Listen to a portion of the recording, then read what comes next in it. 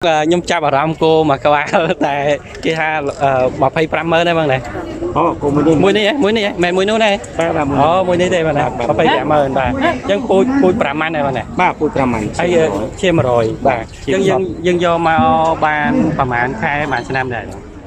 cô đi dương mê bá mình đây là mê bá pui pram man chim sọt rồi bạn mê bà chứ ban này mê bá bên đây đã ở phục đài cô đó phục mà đây cô mà bên đây ta mê tầng bá thì cứ pui pram man chẳng câu cô đi mặc bá đi bên đây là câu pram man chim sọt rồi bà chẳng mà đây theo vì ông miền cắt tới nào thì ông miền cắt tới nào đây dương trong cả hai pi ông pui pram man chim sọt rồi vàสำหรับcô mặc bá này chẳng dương ban nom chim sọt màu ban mặc bá đây này vậy rùm tớiสำหรับแปะปอนกับสถานไอเสวยdương miền pui cô hỗ đọt đọc bảy puiในกระดอง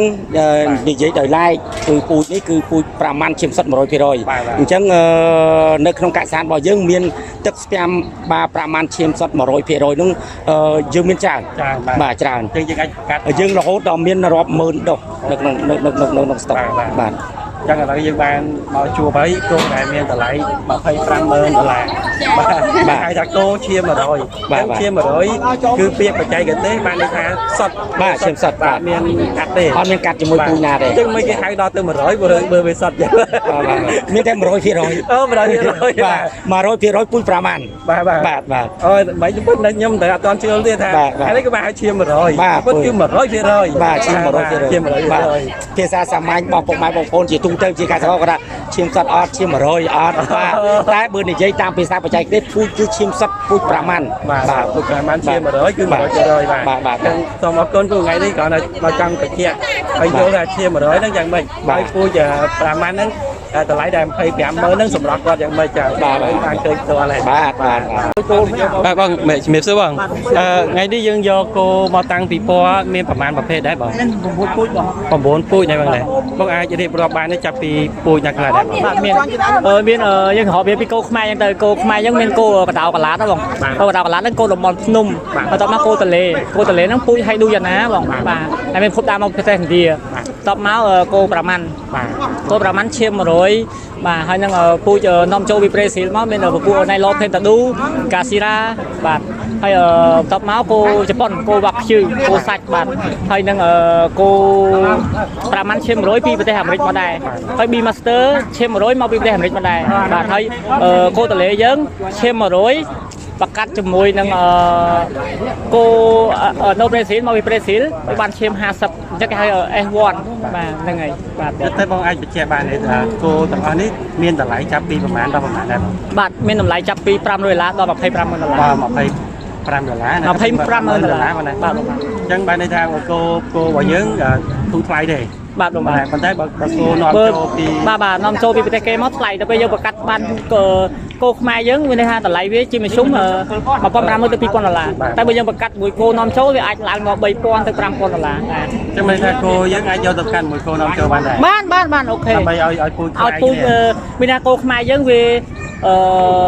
តូចឆ្អឹងតូចបាទដល់ពេលសាច់តិចអញ្ចឹងណាដល់ពេលយើងប្រកាសមួយគោបលទេឆ្អឹងតូចឆ្អឹងធំសាច់ច្រើនដល់ពេលអញ្ចឹងទៅវាប្រកាសទៅវាបានពូនមកកាត់ S1 ហ្នឹងបាទសាច់ច្រើនដែរបាទប៉ុន្តែគោទាំងអស់ហ្នឹងគឺសម្រាប់បម្រើកសិកម្មឬក៏យើងសម្រាប់យកសាច់ដែរបាទបម្រើទាំងអស់បងយើងបម្រើកសិកម្មក៏បានយើងយកសាច់ក៏បានដែរបងចាំមើលថាបើយើងចង់ប្រើការនៅក្នុងការជួរអីក៏បានដែរបាទបងបាទហើយបើយើងចង់យកជាសាច់ក៏បានដែរបាទបងបាទតែដូចគោថ្លៃដូច$25,000ហ្នឹងយើងយកមេជីវិតវាយកទៅផ្ញើពុះនឹងគោផ្សេងមួយទៀតដើម្បីបានកូនពូជធាល្អឈាមល្អសាច់ច្រើនអញ្ចឹងបងធន់នឹងអាកាសធាតុបាទអញ្ចឹងមិនមែនន័យថាយើងយកគោដែលតម្លៃ$25,000ហ្នឹងយកមកកាប់ធ្វើជាសាច់ទេមែនទេបងអត់ទេយើងយកមក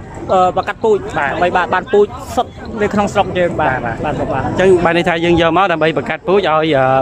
មានពូជល្អអញ្ចឹងទៅហើយបើពូជបានល្អហ្នឹងយើងអាចយកជាសាច់ដែរបាទយកទៅសាច់ដែរតែសាច់ហ្នឹងទៅថ្ងៃក្រោយទៅជាសាច់ premium មែន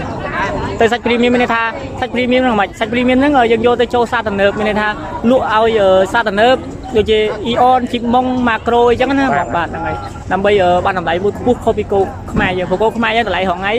ជាទូទៅសាច់គោបាន1គីឡូដល់40000ទេ35000 40000បាទដល់ពេលសាច់គោពូនេះគឺសាច់ព្រីមៀមអញ្ចឹងវាបានថ្លៃខ្ពស់$25ទៅ$30ដែរចឹងបានគេទៀមទាឲ្យយើងប្រកាសតែបងណាចឹងមិនមែនថាប្រកាសហ្នឹងដើម្បីឲ្យបានថាល្អមើលល្អអីឬក៏ងាយស្រួលប្រើកសិកម្មទេប៉ុន្តែអ្វីសំខាន់គឺដើម្បីឲ្យបានសាច់តម្លៃខ្ពស់ហ្នឹងបងណាបាទសាច់តម្លៃខ្ពស់ហើយវាបានសាច់ច្រើននឹងអញ្ចឹងចំណេញបាទកាត់ថយថ្លៃដើមទៀតហើយបានប្រាក់កម្រៃខ្ពស់តែរវាងការមើលថែទាំគោរបស់យើងហើយនិងគោដែលនាំចូលមានភាពលំបាកអីមិនខ្លះដែរបាទរវាងការមើលថែទាំអត់ពិបាកអត់ខុសគ្នាទេបងបាទបាទខុសគ្នាប៉ុន្មានទេអត់ខុសគ្នាទេបាទស្រួលមើលដូចគ្នាបាទចុងគោដែលនាំចូលហ្នឹងគ្នារើសចំណៃឬអីដែរបងអត់ទេបងអត់ទេខ្ញុំធ្លាប់ដូចមើលព័ត៌មានប៉ះមួយដែរដូចជាពូជ5ម៉ាន់ណាឡនេះបាទមានដល់ទៅ5លានដែរបងបាទហ្នឹងហើយ5លានហ្នឹងហើយពោសបាទគេដេញថ្លៃនៅប្រទេសប្រេស៊ីលបាទប្រេស៊ីលមានចុះអំបូរជាអំបូរវា2ក្បាលមកដែរបងអញ្ចឹងបានតែយើងមានជាប់មក2ក្បាលដែរបាទពូជពងជាមួយគ្នាគាត់តែមួយពោសមួយពណ៌ខ្មៅបាទតែមកបាន2ក្បាលដែរបាទអញ្ចឹងសង្ឃឹមថាទៅថ្ងៃក្រោយបើយើងកាត់បានពូជដែលល្អអញ្ចឹងអាចយកទៅប្រកួតប្រជែងអាចបានតម្លៃលានដែរបាទបងបាទប្រទេសខ្មែរយើងថ្ងៃក្រោយទៅមានកម្មវិធីដេញថ្លៃដេញប្រទេសគេដែរកូននឹងឡើងថ្លៃបានខ្ពស់បាទអញ្ចឹងចុងក្រោយមានអីបងសូមជូនពរឲ្យការចិញ្ចឹមរបស់យើងនេះរីកដុះដាលបានគេហៅថាផ្គត់ផ្គង់នៅក្នុងស្រុករបស់យើងបានសាច់ដែលល្អអញ្ចឹងណាបើយើងបានល្អច្រើនទៅយើងមិនបាច់ថាកាត់បន្ថយការនាំចូលទេបងខ្ញុំចង់បាទអរគុណច្រើនបងខ្ញុំចង់ឃើញប្រជាកសិករយើងងាកមកគ្រប់គ្រងផលិតផលកសិកម្មនៅក្នុងស្រុកបាទមានន័យថា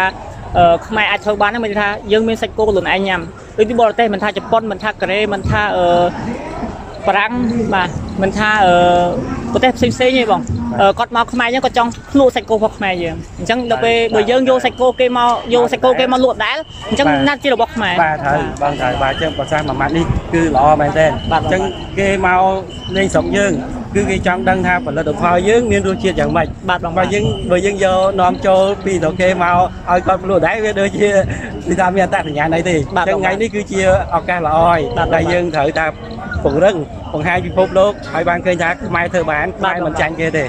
ចាំបងពូជនេះដែលបង5អញគឺពូជដែលជាប់សាច់ឈាមជាមួយគោមួយក្បាលដែលមានតម្លៃ5លានហ្នឹងបាទពូជវាឈ្មោះនេះ Kembo Pintadu បាទ Kembo Pintadu បាទអាហ្នឹងគេហៅអីគេបើគេហៅ5ម៉ាន់អីគេអាហ្នឹងអត់ទេពូជវាអញ្ចឹងហ្មងពូជចឹងហ្មងពូជវាឈ្មោះហ្នឹង Kembo Pintadu ចឹងហ្មងបាទអញ្ចឹងចូល250000នោះអាហ្នឹង5ម៉ាន់ដែរឈាម100បាទឈាម100មានតែឈាម100ហ្នឹងមានថាពូជវាសុទ្ធដូចយើងខ្មែរសុទ្ធអញ្ចឹងកូនកាត់ចិនកូនកាត់វៀតណាមកូនកាត់អាមេរិកអញ្ចឹងហ៎បងតែយើងកូនកាត់កូនខ្មែរគឺកូនខ្មែរសុទ្ធអញ្ចឹងបាទអញ្ចឹង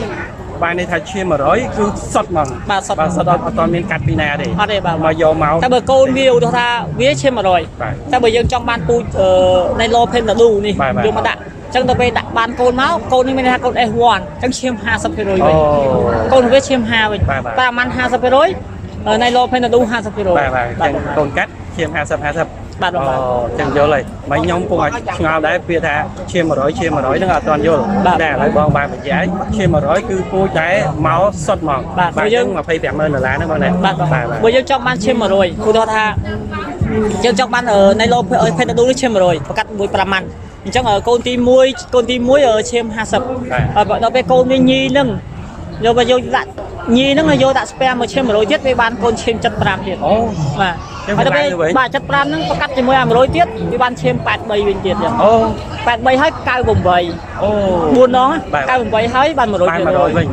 ចឹងវាមានដំណាក់កាលវាបាទចឹងយើងអាចប្រកាសមានឡាយ5ចំនួនឈាម100វិញបាទ5ចំនួន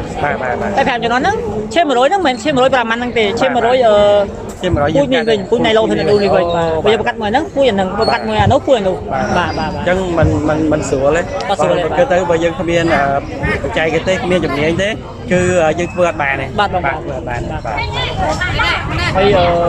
ចំណុចពិសេសរបស់គោទាំងអស់ហ្នឹងគឺវាធន់នឹងអាកាសធាតុប្រទេសយើងបាទហើយវាមានសាច់ច្រើនបាទដូចបកែស៊ីស្លូតបាទ ចឹងមកថាយើងយកមកអាកាសធាតុរបស់យើងយ៉ាងម៉េចក៏វាធន់បានដែរ បាទបងបាទ ចឹងយើងងាយស្រួលចិញ្ចឹម បាទបងបាទ ចិញ្ចឹមมันខ្លាយថាវាមានបញ្ហាសុខភាពមានអីទេ បាទបងបាទ បាទ បញ្ហាសុខភាពអូនផ្ទាល់ហើយអ្នកមើលថែវា បាទបាទ ចាក់ថ្នាំមើល អូបាទតែបើមកថាអ្នកក្រៅអីទៅត្រូវការសម្រាប់មេរោគអីដែរ បាទត្រូវការសម្រាប់ សម្រាប់ដែរ បាញ់ថ្នាំសម្រាប់មេរោគបាទបាញ់ថ្នាំឡានធ្វើអីចឹងទៅបាទធ្វើជាបែអូស៊ីគ្រូធីសម្រាប់មេរោគហ្នឹងបាទ បាទ